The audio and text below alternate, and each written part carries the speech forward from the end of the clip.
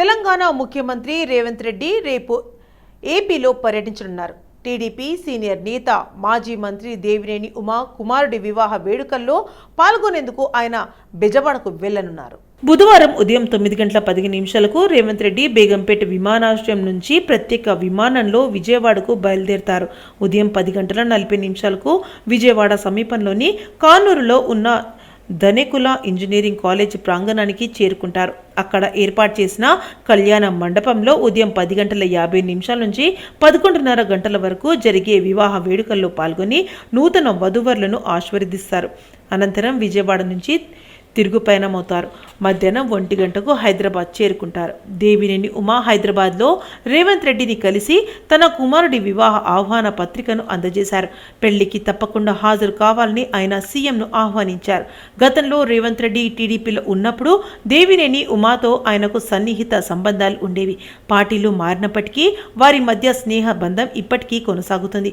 ఈ నేపథ్యంలో మిత్రుడి ఆహ్వానం మేరకు రేవంత్ రెడ్డి ఈ వివాహానికి హాజరవుతున్నారు. మరోవైపు ఈ వివాహ వేడుకకు ఏపీ ముఖ్యమంత్రి నారా చంద్రబాబు నాయుడు కూడా హాజరవుతున్నారు. ఈ క్రమంలో ఇరు తెలుగు రాష్ట్రాల ముఖ్యమంత్రులు ఒకే వేదికపైకి కలుసుకునే అవకాశం ఉంది. తెలంగాణ రాష్ట్ర మంత్రులు సిగ్గు విడిచి మాట్లాడుతున్నారని తీవ్రస్థాయిలో మండిపడ్డారు కుక్కట్పల్లి ఎమ్మెల్యే మాధవరం కృష్ణారావు. వరంగల్లో జరిగిన బీఆర్ఎస్ పార్టీ రజతోత్సవ వేడుకలపై ముక్కుముడిగా తెలంగాణ రాష్ట్ర మంత్రులు సమావేశాన్ని ఏర్పాటు చేయాల్సిన అవసరం ఏముందని ప్రశ్నించారు. కొన్ని లక్షల మంది సభకు హాజరైతే బాహుబలి గ్రాఫిక్స్ అంటూ ఎగతాళి చేయడంపై ఆగ్రహం వ్యక్తం చేశారు. సభ ఎలా జరిగిందో వరంగల్ ఉన్న కాంగ్రెస్ పార్టీ కార్యకర్తలను ఎలా అడిగి తెలుసుకోవాలని హితవు పలికారు. 15 నెలల్లోనే కాంగ్రెస్ పార్టీ అంటే ప్రజలకు విరక్తి వచ్చిందని కేసీఆర్ మాట్లాడుతున్న సమయంలో సీఎం అంటూ నినాదాలు చేయడంతోనే మీ పనితీరు అర్థమైందని విమర్శించారు. తెలంగాణ సమాజంలో రైతులు, విద్యార్థులు, మహిళలు, నిరుద్యోగులు, ఉద్యోగుల నుండి కూడా వ్యతిరేకత వస్తుందని తప్ప ఒక్కరు కూడా ప్రభుత్వ తీరును బాగుందని చెప్పలేదని అన్నారు. రజతోత్సవ వేడుకలను అడ్డంకులు సృష్టించాలని రాష్ట్ర ప్రభుత్వం ఎంతగానో ప్రయత్నించి ఇబ్బందులకు గురి చేసిందని విమర్శలు గుప్పించారు. సభకు సుమారు 4 లక్షల పైగా జనాలు వారి వాహనాల్లో రోడ్లపైనే ఉన్నారని తెలిపారు. సభకు విచ్చేసి విజయవంతం చేసిన ప్రతి ఒక్కరికి పేరు పేరున ధన్యవాదాలు తెలియజేశారు. త్వరలోనే మళ్లీ కేసీఆర్ సీఎం కాబోతున్నారని ఆయన వెల్లడించారు. బ్రహ్మాండంగా సక్సెస్ఫుల్ అయ్యేది కాకుండా తెలంగాణ రాష్ట్రంలో ఉన్నటువంటి గ్రామాల నుంచి వాళ్ళ సొంతంగా బండ్ల మీద, మోటార్ సైకిళ్ళ మీద, కార్ల మీద, బస్సులు కట్టుకొని అన్ని గ్రామాల నుంచి స్వచ్ఛంగా రైతులు, యువత అయితే విపరీతమైనటువంటి పాల్గొన్నారు. జీవిత చరిత్రలో 20 సంవత్సరాలలో అంత పెద్ద మీటింగ్ నాకు తెలిసినట్టు ఎప్పుడు జరగలేదు. అంటే ప్రజలకు ఎంత కోపం ఉంది కాంగ్రెస్ పార్టీ ప్రభుత్వం మీద అన్నటువంటిది కూడా స్వచ్ఛంగా అర్థమైంది. అది కూడా ఉసుకేస్తే రాలన్నటువంటి జనం. అందులో పోలీస్ అధికారులు ఎక్కడెక్కడ బండ్లను ఆపడం, అడ్డము లారీలు పెట్టడం, ఎన్నో ఇబ్బందులకు గురి చేసినప్పటికి కూడా ప్రజలు స్వచ్ఛంగా సభాస్థలాన్ని చేరుకున్నారు. ఇంకా సభాస్థలాన్ని చేరుకోలేనటువంటి వాళ్ళు సుమారుగా 3 నుంచి 4 లక్షల మంది రోడ్ల మీద ఉన్నారు. వాళ్ళు చేసినటువంటి దుర్మార్గం వల్ల, పోలీస్ అధికారులు చేసిన దుర్మార్గం వల్ల, కాంగ్రెస్ పార్టీ డైరెక్షన్ వల్ల పోలీస్ అధికారులు చేసిన దుర్మార్గం అన్నటువంటి చూసాము. అది చాలా ఆశ్చర్యానికి గురి చేసింది. సరే, ఇప్పుడు మీ అధికారం ఉంది కాబట్టి మీ ఇష్టం వచ్చినట్టుగా చేసే ఆలోచన ఉండొచ్చు. కానీ ప్రజలు ఇళ్లకి వెళ్ళి వాళ్ళు ఏ రకంగా డిస్కస్ చేసుకుంటారు అన్నటువంటిది కూడా మీరు ఆలోచన చేసుకోండి. కాంగ్రెస్ పార్టీ ఎన్నికల ముందు హామీ ఇచ్చిన ప్రకారం ఎరుకల కార్పొరేషన్ ఏర్పాటు చేసి ప్రత్యేక బడ్జెట్ను కేటాయించాలని తెలంగాణ ఎరుకల ప్రజా సమితి డిమాండ్ చేసింది. తెలంగాణ రాష్ట్రంలో 8 లక్షల జనాభా ఉన్న ఎరుకల కులస్తుల రాజకీయ పార్టీలు గుర్తించడం లేదని ఆవేదన వ్యక్తం చేశారు. అధ్వానంగా ఉన్న తమ జాతి స్థితిగతులను పట్టించుకోకపోవడం విచారకరమన్నారు. ఇప్పటికైనా కేంద్ర రాష్ట్ర ప్రభుత్వాలు స్పందించి ఎరుకుల ప్రజలు అభివృద్ధికి స్థితిగతులపై ప్రత్యేక కమిటీ నియమించి ఆదుకోవాలని కోరారు. ఎరుకుల కులస్తుల సంక్షేమం కోసం 100 కోట్ల బడ్జెట్ కేటాయించాలన్నారు.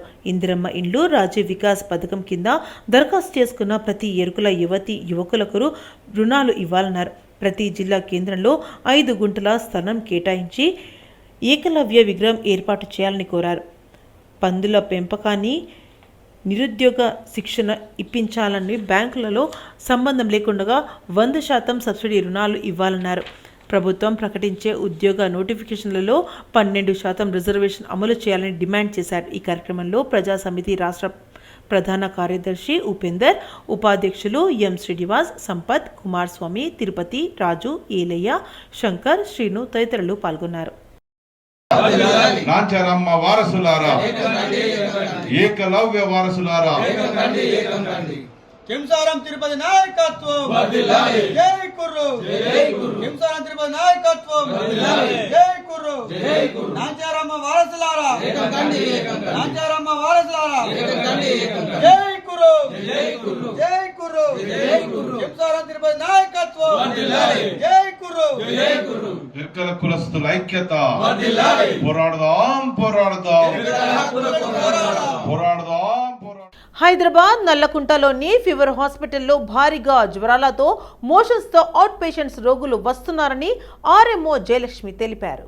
సుమారు 400 నుండి 500 మంది వరకు అవుట్ పేషెంట్ రోగులు వివిధ వ్యాధులతో హాస్పిటల్కి వచ్చి 2-3 రోజుల వైద్యం తీసుకొని వెళ్తున్నారని, అదేవిధంగా ఎండాకాలంలో ప్రజలు తగు జాగ్రత్తలు తీసుకోవాలని, కుదిరితే అతి అవసరం అయితే తప్ప ఎండలో బయటికి రావద్దని, నీటిని బాగా సేవించాలని ఆర్ఎంఓ జయలక్ష్మి తెలిపారు.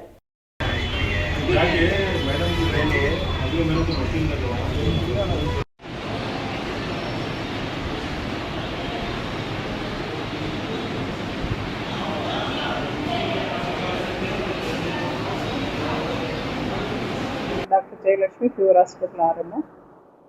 ఇక్కడ మాకు ఓపీ, మా హాస్పిటల్లో ఓపీ డైలీ 400 నుంచి 500 దాకా వస్తున్నారు. దాంట్లో మెయిన్ అంటే జ్వరాలు, vomitings, motions, fever, cough, cold కేసులు ఎక్కువగా ఉన్నాయి.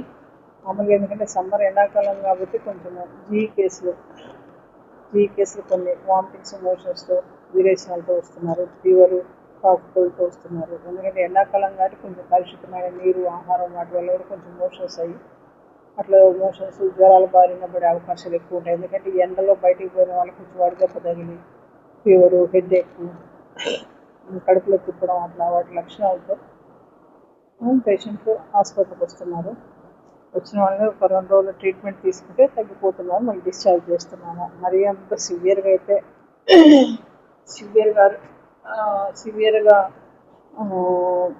అడ్మిట్ అయిన వాళ్ళైతే ఏమీ లేరు. మామూలుగా రొటీన్గానే చిన్న వాటితో అడ్మిట్ అవుతున్నారు.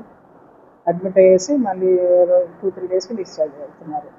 ఐపీ కూడా ఒక 60 నుంచి 70 దాకా ఐపీ ఉంటుంది. వాటిలో జ్వరాలతో ఉన్న వాళ్ళు, plus diphtheria, chicken pox, vomitings, మోషన్స్తో ఉన్న వాళ్ళు అడ్మిట్ అవుతున్నారు. డాగ్ బైట్ కేసెస్, ఇంకా కుక్క కాటుకి ఇంజెక్షన్స్కి వచ్చే వాళ్ళకి మెయిన్ డైలీ ఒక 70 నుంచి 80 మంది దాకా వస్తుంది. సూచన అంటే ఎండాకాలంలో కాబట్టి ఎండాకాలంలో బిఫోర్ పొద్దున్నే 10 లోపలే పనులు కంప్లీట్ చేసుకోవాలి. 10 నుంచి సాయంత్రం 4 దాకా, అట్లీస్ట్ 11 నుంచి 4 దాకా బయటికి పోకుండా ఉండడం చాలా మంచిది. వెళ్ళినా కానీ తలకి ఎండకి ఎక్స్పోజ్ పొడుగు వేసుకోవడము, తర్వాత వైట్ కాటన్ దుస్తులు, ప్లస్ కొంచెం ముదురుగా కాకుండా తెల్లటి వస్త్రాలు ధరించాలి. ప్లస్ నీళ్లు, వాటర్ ఎక్కువగా తాగాలి. ఉస్మానియా యూనివర్సిటీలోని అడ్మినిస్ట్రేట్ బిల్డింగ్ వద్ద చేస్తున్న నిర్వధిక సమ్మెలో భాగంగా జమ్మూ కాశ్మీర్లోని పహల్గామ్లో జరిగిన ఉగ్రదాడిని కాంట్రాక్ట్ అసిస్టెంట్ ప్రొఫెసర్లు తీవ్రంగా ఖండించారు. ఉగ్రవాదులు సాధారణ పౌరులను లక్ష్యంగా చేసుకొని ఉగ్రదాడి చేయడం పిరికి పంద చర్య అని పేర్కొన్నారు. ఈ సందర్భంగా వారు మాట్లాడుతూ అన్ని యూనివర్సిటీలలో పనిచేస్తున్న కాంట్రాక్ట్ అసిస్టెంట్ ప్రొఫెసర్లను రెగ్యులర్ చేయాలని వారు చేస్తున్న నిరవధిక సమ్మె నేటితో 10వ రోజుకు చేరుకుంది. సమ్మెలో భాగంగా నేడు ఓయూ అడ్మినిస్ట్రేట్ బిల్డింగ్ ముందు కళ్లకు నల్ల రిబ్బన్లు కట్టుకుని నిరసన వ్యక్తం చేశారు. రాష్ట్ర ప్రభుత్వం ఇప్పటికైనా కళ్లు తెరిచి 1200 కాంట్రాక్ట్ అసిస్టెంట్ ప్రొఫెసర్లను రెగ్యులరైజ్ చేయాలని డిమాండ్ చేశారు.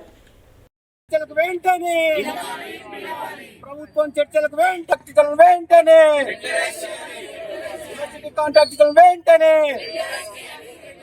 ప్రభుత్వం కళ్ళు ఎమ్మటే ప్రభుత్వం యూనివర్సిటీ కాంట్రాక్టుల ఐక్యత. పహల్గామ్లో జరిగినటువంటి ఉగ్రదాడిని ఖండిస్తూ అమరవీరులకి మేము నివాళులు అర్పించి తర్వాత ఇవాళ యూనివర్సిటీ కాంట్రాక్ట్ టీచర్లని రెగ్యులరైజ్ చేయాలని చెప్పేసి గత 10 రోజులుగా మేము నిరవధిక సమ్మె చేయడం జరుగుతుంది. ఈ సమ్మెలో భాగంగా 12 యూనివర్సిటీలలో మొత్తం విద్యా వ్యవస్థ మొత్తము కుంటుపడింది. అయినా కానీ ప్రభుత్వం ఇప్పటికి స్పందించకపోవడం వల్ల ప్రభుత్వం ఇప్పటికైనా కళ్ళు తెరవాలి, ఇప్పటికైనా మా సమస్యను చూడాలి అనే ఉద్దేశంతో ఈరోజు కళ్ళకు గంతలు కట్టుకొని మా నిరసనను తెలియజేయడం జరిగింది.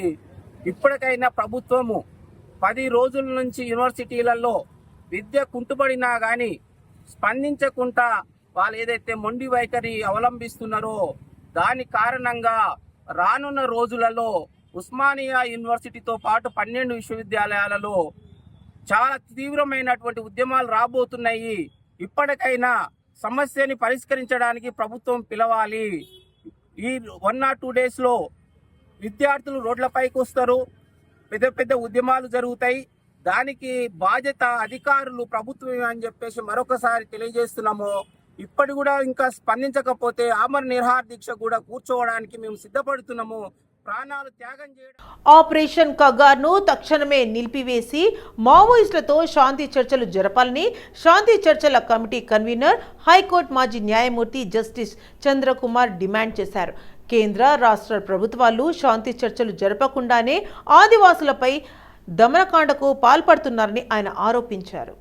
ఇది సమంజసం కాదని అభిప్రాయపడ్డారు. ఆపరేషన్ కగార్ను నిలిపివేయాలని డిమాండ్ చేస్తూ వివిధ విద్యార్థి సంఘాల ఆధ్వర్యంలో ఉస్మానియా యూనివర్సిటీ ఆర్ట్స్ కాలేజీ ఆవరణలో కార్యక్రమం నిర్వహించారు. ఈ సందర్భంగా జస్టిస్ చంద్రకుమార్ మీడియాతో మాట్లాడుతూ ఆదివాసుల హననాన్ని తక్షణమే ఆపివేయాలని కోరారు. విలువైన ఖనిజ వనరులను దేశ విదేశీ వాణిజ్య సామ్రాజ్యవాదులు కార్పొరేట్లతో ఒప్పందాలు చేసుకుని వారికి చెప్పేందుకు కేంద్ర ప్రభుత్వం ప్రయత్నిస్తుందని ధ్వజమెత్తారు. అందులో భాగంగానే ఆదివాసులు వారికి అండగా ఉన్న మావోయిస్టులను అంతం చేసే కుట్ర జరుగుతోందని సూచించారు.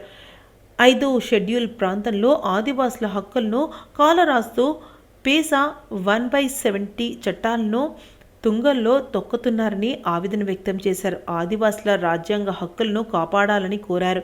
శాంతి చర్చల కమిటీ ఉపాధ్యక్షులు జంపన్న మాట్లాడుతూ ఆదివాసుల సంక్షేమ దృష్ట్యా ఇరుపక్షాలు శాంతిని పాటించాలని కోరారు. శాంతి అనేది అన్ని వర్గాలు, అన్ని కులాలు, అన్ని సంస్థలు ఈ దేశం లోపల అందరికీ శాంతి అవసరమైందే. అంటే 2 పక్షాలు ప్రభుత్వ బలగాలు లేదా మావోయిస్టు గెరిల్లా బలగాలు యుద్ధం చేస్తూ అనేక ప్రాణ నష్టం జరిగింది. మావోయిస్టులు చాలా మంది చనిపోయినరు, పోలీసులు చాలా మంది చనిపోయినరు, ప్రజలు చనిపోయినరు, లేదా ఇన్ఫార్మర్ల పేరిట కూడా చంపబడ్డరు. కాబట్టి యుద్ధానికి ముగింపు పలకాలి. ఇది ఒక మంచి అవకాశం అనేది ఇవాళ వచ్చింది. మావోయిస్టు కూడా చాలా గత వాటికి భిన్నంగా చాలా స్పష్టంగా శాంతి కోసం వాళ్ళు సిద్ధమై మాట్లాడినరు. కాబట్టి ఈ నేపథ్యం లోపల కేంద్ర ప్రభుత్వం, ప్రత్యేకించి అన్ని ప్రభుత్వాలు స్పందించాలి. కేంద్ర ప్రభుత్వం తప్పనిసరిగా నక్సలైట్ ఉద్యమం జరుగుతూ ఉంది. పోలీసులు వాళ్ళు ఘర్షణ పడతా ఉన్నారు. అనేక సందర్భాల్లో అనేక మంది నక్సలైట్లు చనిపోవడం జరిగింది. ఆదివాసులు చనిపోయినారు. కొన్ని సందర్భాల్లో పోలీసులు, కానిస్టేబుల్స్ కూడా చనిపోవడం అనేది జరిగింది. కాబట్టి వాళ్ళు ఏంటంటే ఎవరిదైనా ప్రాణం ఒకటి అని నేను కోరుతా ఉన్నాను. ప్రాణం పోతే మళ్ళీ రాదు. ఏదైనా మళ్ళీ వస్తుంది కానీ ప్రాణం పోతే మళ్ళీ రాదు. కాబట్టి అది కానిస్టేబుల్ ప్రాణమైనా, ఆర్మడ్ కానిస్టేబుల్ ప్రాణమైనా, ఒక ఆదివాసీ ప్రాణమైనా, ఒక మావోయిస్ట్ క్యాడర్ ప్రాణమైనా కూడా ప్రాణాలు పోవద్దు అనేది మా ప్రధానమైన లక్ష్యం. ఈస్ట్ కమిటీ ఒక రాజకీయ పార్టీ కాదు మేము, లేదా ఏ రాజకీయ పార్టీకి సంబంధించిన వాళ్ళం కాదు, లేదా ఏదో ఒక రాజకీయ పార్టీని వ్యతిరేకం చేయడానికి నిర్వహించినటువంటి సంస్థ కాదు మాది. లేక భవిష్యత్తులో ఏదో ఒక రాజకీయ పార్టీ వైపు పోయేటటువంటి పార్టీ కూడా కాదు. మేము కేవలం శాంతిని కోరుతున్నాం. ఇలాంటి ఒక పిలుపుని మేము ఇచ్చిన తర్వాత మావోయిస్టులు స్పందించి వాళ్ళు ఏమని చెప్పారంటే మేము కూడా సీజ్ ఫైర్ ఫాలో చేస్తాం. గత ప్రభుత్వంలో చిన్న చిన్న కారణాలతో అన్యాయంగా తొలగించబడిన 500 పైచికలకు ఆర్టీసీ ఉద్యోగులను కాంగ్రెస్ ప్రభుత్వం త్రిసభ్య కమిటీని నియమించి అంచెల వారీగా తిరిగి ఉద్యోగాల్లో తీసుకుంటామని ప్రకటించినప్పటికీ 130 మందిని ఉద్యోగాల్లో తీసుకోవడం కాంగ్రెస్ ప్రభుత్వం చిత్తశుద్ధికి నిదర్శనమని తొలగించబడిన ఆర్టీసీ ఉద్యోగులు దాసరి రాంబాబు, వీరాంజనేయులు, శ్రీనివాసులు తెలియజేశారు. సోమాజిగూడ ప్రెస్ క్లబ్లో నిర్వహించిన విలేకరుల సమావేశంలో వారు మాట్లాడుతూ కాంగ్రెస్ సీనియర్ నాయకులు, ప్రజాభవన్ ఇన్ఛార్జ్ చిన్నారెడ్డి, నోడల్ అధికారి దివ్య, ఆర్టీసీ ఎండీ సజ్జనార్లు తొలగించబడిన ఆర్టీసీ కార్మికుల గోడు విని తమ సమస్యల పట్ల సానుకూలంగా స్పందించడం సంతోషకరమైన విషయమని అన్నారు. కొంతమంది పనిగట్టుకొని ప్రభుత్వంపై, సజ్జనార్పై తమ ఆర్టీసీ కార్మికులను రెచ్చగొట్టి చేసిన వ్యాఖ్యలను పరిగణనలోకి తీసుకోవద్దని విజ్ఞప్తి చేశారు. అలాగే వెంటనే తొలగించబడిన ఆర్టీసీ కార్మికులకు కాంట్రాక్ట్ ఉద్యోగులను వీధులోకి తీసుకొని పొట్ట చేత పట్టుకొని రోడ్ల మీద ఉన్న తమ కుటుంబాలను నిలబెట్టాలని కోరారు. సార్, గత ప్రభుత్వంలో ఎవరైతే ఉద్యోగం కోల్పోయామో దాదాపు 491 మందిని ప్రజాభవన్లో అప్లై చేసుకోవడం జరిగింది. మాకు ఉద్యోగాలు కల్పించని చెప్పేసి మేము ఎప్పుడైతే ప్రజాభవన్లో అప్లై చేసుకున్నామో సంబంధిత అధికారులు, ప్రభుత్వం వారు, సజ్జనార్ సారు వీళ్ళందరూ కూడా ఆలోచించి దాని మీద ఒక త్రిసభ్య కమిటీ ఏర్పాటు చేయడం జరిగింది. ఇందులో కూడా కొంతమంది కాన్స్టిట్యూషన్ ద్వారా ప్రాసెస్ నడుస్తూ ఉంది. ఇంకా మిగిలిన వాళ్ళు కూడా కొద్దిమంది ఉన్నారు. మాకు మొదటి నుంచి కూడా గవర్నమెంట్ వారు ఏం చెప్పారంటే, Ponnam Prabhakar sir transport sir minister కలిసినప్పుడు మీ యొక్క సమస్యని అతి తొందరలో క్లియర్ చేస్తాను, ముఖ్యమంత్రితో మాట్లాడతానని చెప్పిన తర్వాత ఈ ప్రోగ్రామ్ అంతా స్టార్ట్ అవడం జరిగింది. వాళ్ళకి ప్రోద్బలంతో ఎండీ గారి సహకారంతో త్రిసభ్య కమిటీ ఏర్పాటు చేయడం జరిగింది. అందుకల్ల మా పరిస్థితులు, మా ఆర్థిక భారాలు, మేము ఎలా లీడ్ చేస్తున్నాము, మా కుటుంబ బాధ్యతలు అలాంటి కూడా సజ్జనా సార్ దగ్గర చూసిన వాళ్ళే కాబట్టి ప్రస్తుతం మేమున్న పరిస్థితుల్లో జీవితాన్ని ముందుకు తీసుకోవాల్సిన స్థితిలో ఉన్నాం. కాబట్టి వారు ఏదైతే మనకు ఒక త్రిసభ్య కమిటీ ద్వారా తీసుకుని హామీ ఇచ్చినారో ఆ యొక్క హామీ నిలబెట్టుకొని మమ్మల్ని కూడా తిరిగి ఉద్యోగంలోకి తీసుకోవాలని చెప్పేసి మేము ఎండీ సజ్జనార్ గారిని కోవడం జరుగుతుంది. ఇంకా మెయిన్గా కాంట్రాక్టు ఆర్టీసీ డ్రైవర్లు, కాంట్రాక్టర్ చాలామంది ఉన్నారండి. వాళ్ళు ప్రజెంట్గా రెగ్యులరైజ్ కాలేదు. వాళ్ళు కూడా ఆర్టీసీలోకి వచ్చి వాళ్ళ యొక్క వంతు సహాయం చేయడానికి సిద్ధంగా ఉన్నారు. కాబట్టి వాళ్ళను కూడా తొందరగా ఉద్యోగంలోకి తీసుకొని వాళ్ళు మేమైనా వాళ్ళని ఎవరైనా సరే ఆర్థికంగా వెనకబడి ఉన్న వాళ్ళవి కాబట్టి వాళ్ళను కూడా ఉద్యోగంలోకి తీసుకొని వాళ్ళకు జీవితాన్ని ఇవ్వాల్సిందిగా ఎండీ సజ్జనార్ సార్కి. జవహర్ నగర్ మల్కారం చెరువు వీడియో చూసి చెరువులో ఈత కొట్టేందుకు వెళ్లి గల్లంతైన ఇంటర్ విద్యార్థి మృతి చెందాడు. తరుణ్ నిన్న సాయంత్రం సమయంలో స్నేహితులతో కలిసి ఈత కొట్టేందుకు వెళ్లినట్లు పోలీసులు తెలిపారు. స్నేహితులతో కలిసి ఈత కొడుతుండగా తరుణ్తో పాటు మరో వ్యక్తి చెరువులో మునిగి గల్లంతయ్యాడు. అక్కడే ఉన్న రాయ్ సహాయంతో ఒక వ్యక్తి బయటకు రాగా తరుణ్ నీటిలో లోతుకు వెళ్లడంతో మునిగి మృతి చెందినట్లు పోలీసులు తెలిపారు. స్నేహితుల సమాచారం మేరకు గాలింపు చర్యలు చేపట్టిన పోలీసులు ఉదయాన్నే తరుణ్ మృతదేహాన్ని గుర్తించి వెలికి తీశారు. మృతదేహాన్ని గాంధీ ఆసుపత్రికి తరలించి పోలీసులు పోస్టుమార్టం నిర్వహించిన అనంతరం కుటుంబ సభ్యులకు అప్పగించారు. ఘటనపై కేసు నమోదు చేసుకున్న పోలీసులు దర్యాప్తు ప్రారంభించారు. మా తమ్ముడు ఇతను, వీళ్ళ తమ్ముడు తరుణ్. అతను నిన్న ఇన్స్టాగ్రామ్లో కొన్ని రీల్స్ చూసి ఇక్కడ టూరిస్ట్ ప్లేస్ కింద అనిపించి వాళ్ళు ఏదో పిల్లలు చిల్డ్రన్స్ అందరు కలిసి వచ్చి ఏదో స్విమ్మింగ్ చేసి ఏదో ఎంజాయ్ చేద్దాం అన్నట్టు వచ్చారు. వాళ్ళు వచ్చి అనుకోకుండా ఇవి మిగిలిన నలుగురు, మొత్తం 6 మంది వచ్చారు. 6 మందిలో 4 పైన ఉన్నారు. ఇద్దరేమో సరే కిందికి వెళ్ళి కొంచెం వాటర్లో ఆడుకుందాం అనుకొని కిందికి వెళ్ళారు.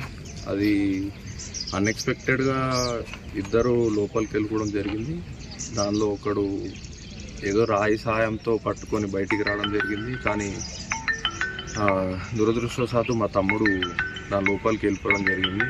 నిన్న సాయంత్రం 5 గంటల ప్రాంతంలో అలా లోపలికి వెళ్ళి పడిపోయి మళ్ళీ రాత్రి మాకు పోలీస్ వాళ్ళని అప్రోచ్ అయ్యి వాళ్ళు వచ్చేంత వరకు కూడా 1.5 hours 2 hours టైం పట్టింది. దాని తర్వాత కూడా ఇక్కడ ఇది ప్లేస్ టూరిస్ట్ విజిట్ కింద ఏదో ఇన్స్టాగ్రామ్ రీల్లో చూసి వచ్చినట్టుంది. కానీ కనీసం ఒక గవర్నమెంట్ నుంచి ఒక బోర్డు కానీ ఆల్రెడీ ఇక్కడ ఇది ఇప్పుడు మా తమ్ముడిది 3rd ఇన్సిడెంట్ ఈ మంత్లో, 1 month లోపల. మరి గవర్నమెంట్ నుంచి ఏదైనా లీగల్ యాక్షన్ ఉంటే బాగుంటుంది. కనీసం ఒక వార్నింగ్ బోర్డు అంటూ పిల్లలకి ఉండి రావద్దు అని ఏదైనా సెక్యూరిటీ ఫోర్స్ పెడితే ఇవాళ మా తమ్ముడికి జరిగింది, రేపు ఇంకొకరికి జరగకుండా ఉంటే బాగుంటుంది అని. ఇంకా చాలా జరిగినాయి కానీ అవన్నీ మాకు తెలీదు.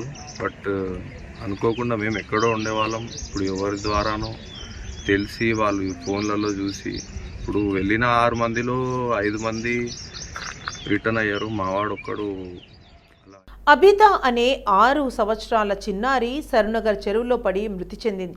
చెరువు చుట్టూ ఫెన్సింగ్ లేకపోవడంతో ఆడుకుంటూ చెరువులో పడిపోయిన చిన్నారి కన్నీరు మున్నీరుగా రోధిస్తున్న కుటుంబ సభ్యులు, చెరువు పక్కనే నివాసముంటున్న నిరుపేదలు. నిన్న చెరువులో 4 గంటలకు పడిపోయిన చిన్నారి ఈరోజు వాటర్లో పైకి తేలడంతో గుర్తించి బయటికి తీసిన కుటుంబ సభ్యులు ఇప్పటి వరకు స్పందించని ఇరిగేషన్ శాఖ అధికారులు. గతంలో చెరువు చుట్టూ ఫెన్సింగ్కి 5.5 కోట్లు టెండర్ పనులు ప్రారంభించకపోవడంతో తమ చిన్నారి మృతి చెందిందని కుటుంబ సభ్యులు ఆవేదన వ్యక్తం చేశారు. నిరుపేద బాధిత కుటుంబానికి 5 లక్షలు ఇవ్వాలని డిమాండ్ చేసిన కాలనీ గ్రీన్ పార్క్ కాలనీ అధ్యక్షుడు జగన్ రెడ్డి పోస్ట్మార్టం కోసం ఉస్మానియా హాస్పిటల్కి తరలించారు.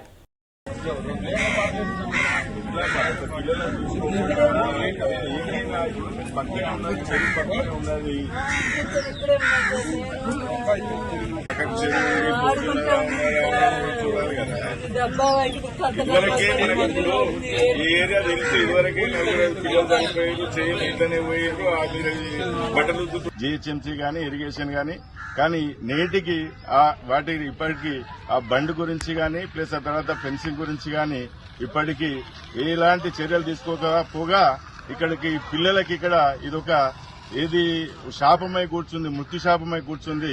గతంలో కూడా 2 సార్లు చిన్న పిల్లలు 6 సంవత్సరాలు 8 సంవత్సరాల పిల్లలు ఆడుకుంటూ పోయి చెరువులో పడిపోవడము, ఆ తర్వాత వాళ్ళు కూడా చనిపోవడం జరిగింది. అప్పుడు కూడా ఎన్నోసార్లు విజ్ఞప్తి చేసినాము ఫెన్సింగ్ చేయమని, కానీ నేటిగా అది నోచుకోలేదు. ఈ రోజు దురదృష్టవశాత్ ఏంటి అంటే ఈ రోజు కూడా సేమ్ చిన్న పిల్ల 6 ఏళ్ల పిల్ల ఆడుకుంటూ పోయి చెరువులో పడిపోవడము, తర్వాత నిన్న పడిపోవడం, ఈ రోజు ఆమె శవమై తేలడము చాలా బాధాకరం. ఎన్నోసార్లు ఇరిగేషన్ డిపార్ట్మెంట్ కు గతంలో 1 నెల రోజుల క్రితం నుంచి కూడా మేము బండ్ ఫెన్సింగ్ ఏర్పాటు చేయాలని కోరడం జరిగింది, కానీ నేటికి అది నోచుకోలేదు. హైడ్రా అధికారులకు కూడా విజ్ఞప్తి చేయడం జరిగింది.